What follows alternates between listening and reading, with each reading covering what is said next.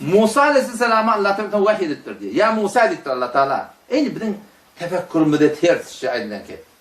İza ra'aytel gina muqbilan. Her vakitte bağlık geldi diptir. İşin urup var ya, bayıp var ya, ladet var ya, dinin bolup var ya. Fekul zembun uccilet ukubetuhu. O men bir günah edem olmalı şu direktle Allah beni şu dünyanın malını azap verecek boluyor o diye düşündüktir. Doğru bizim tefekkürün terkine diye. Mal geliverse, dinin boluverse, uğruverse Musa Aleyhisselam'a deyip de Huday Teala sen onunla her bir günah min edem olmalı şu günahın direktle Allah demin dünyanın azap verecek boluyor diye korkmalı deyiptir. Ve izâ ra'aytel fakra muqbilan eğer yok günahsın daran dinen bol ay şolay yeter yetmez aynen ketpeydim onna ayttir merhaben bi şi'aris salihin. Qawa adamların alamatına hoş geldin aytayım dep ayttir. Kur'an'da da şuurun geliyor. Men zor bide ki çoğu da peygamberlerin sine bay boluptur. Davud Aleyhisselam halife rozemiymiş, Süleyman Aleyhisselam baymış, İbrahim Aleyhisselam baymıştı. Bizim peygamberimiz garipmiş biliyor musun?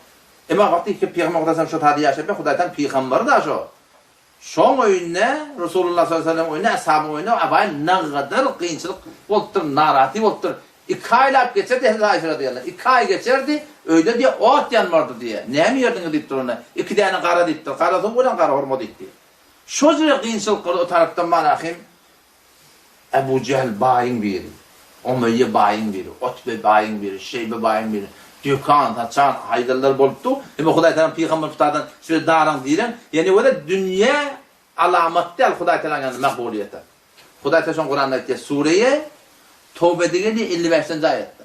Fela tu'jibuka amwaluhum ve la awladuhum ey Resul Huda şu bidinlerin dine tertip berilen mallary, oğlun uşaklary sen täçip goýmasyn.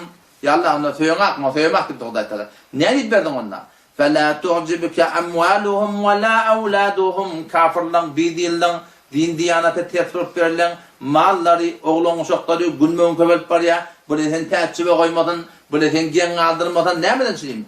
İnnemâ yuridullahu liyu'addibahum biha fil hayatid dunya. Allah Taala şu bidinlan, şu dünyada malyn köbeltmeklik bilen, oğlun uşak köbeltmeklik bilen näme çek diye. Liyu'addibahum biha fil hayatid dunya. Şu dünyada Allah şu mal verme azap verecek dedi.